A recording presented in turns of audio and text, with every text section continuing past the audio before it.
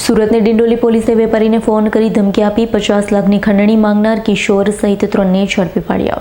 Dindoli police પાસેથી મળતી માહિતી મુજબ ડિંડોલી ખાતે રહેતા વેપારીને રાત્રિના 11:30 કલાકના અરસામાં ઉત્સવ રેસિડેન્સીથી ડિંડોલી ફ્લાવર ગાર્ડન 4 રસ્તા વચ્ચેથી પસાર થતા ત્યારે એક બાઇક પર અજાણ્યા ઈસમોએ વેપારીની ગાડીને ઓવરટેક કરી આંતરી નામ પૂછી વેપારીને હથિયાર કાઢી ધમકાવી ફોન કાઢી લે ભાઈ સાથે વાત કર તેમ કહી ચાલુ ફોન વેપારીને પકડાવી દીધો. સામેથી અજાણ્યાએ વેપારીનું નામ પૂછી 50 લાખ તૈયાર રાખજો નહીંતર ઠોકી દઈશ તેવી ધમકી આપી ખંડણી માંગી.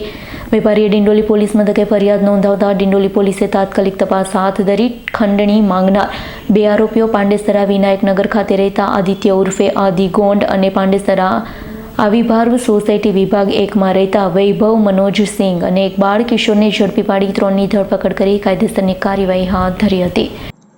ગઈ તારીખ 21/12/2024ના રોજ મહેન્દ્ર ઉર્ફે રામ બોલ ઠાકુર નામનો 49 વર્ષનો જે વ્યક્તિ છે જે જગદંબા એક્સપ્રેસ ચલાવે છે તે જ્યારે પોતાના જે કામકાજનું સ્થળ છે ત્યાંથી ઘરે જઈ રહ્યો હતો એ દરમિયાનમાં એક આદિત્ય ગોડ કરીને જે વ્યક્તિ છે એની પાછળ બાઇક લઈને આવ્યો અને પ્લાસ્ટિકની એના મસ્તક ઉપર ગન મૂકીને એને કીધું ભાઈ કાલે 25 પેટી તૈયાર રાખજે.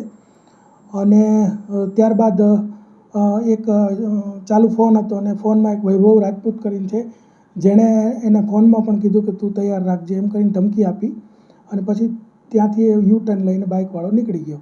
ત્યારબાદ પોલીસના ધ્યાનમાં આ મામલો આવ્યો તો જે તે વખતે આ ફરિયાદ લેવામાં આવી. ફરિયાદ લેતા ખબર પડી કે ડિટેક્ટ થયું પોલીસને હ્યુમન રિસોર્સથી અને અલગ અલગ ઢબે પૂછપરછ કરતાં ખબર પડી કે આમાં આ લોકો સામેલ છે. એમાં 2 બાળકિશોર છે અને બાળકિશોર એટલે કે કાયદાના સંઘર્ષમાં આવેલા બાળકો છે અને 2 બીજા આરોપીઓ છે વૈભવ અને આદિત્ય.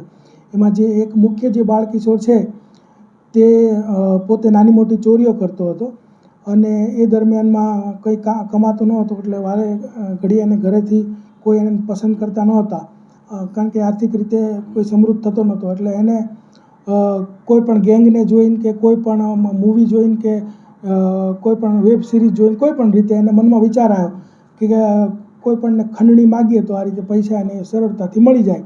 એટલે એને વિચાર આવતા એને આ બીજા 2 મિત્રો કે જે પુખ્ત ઉંમરના છે વૈભવ અને આદિત્ય એને વાત કરી અને આ રીતે એ લોકોએ પ્લાન કર્યો અને પ્લાન કરીને આ લોકોએ એને પહેલાં મારી નાખવાની ધમકી આપી.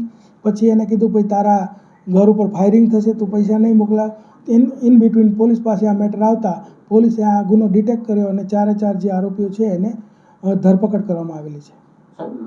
Bureau report S9 news Surat. અમારી તમામ માહિતીથી અપડેટ રહેવા માટે જોડાયેલા રહો S9 ન્યૂઝ સાથે.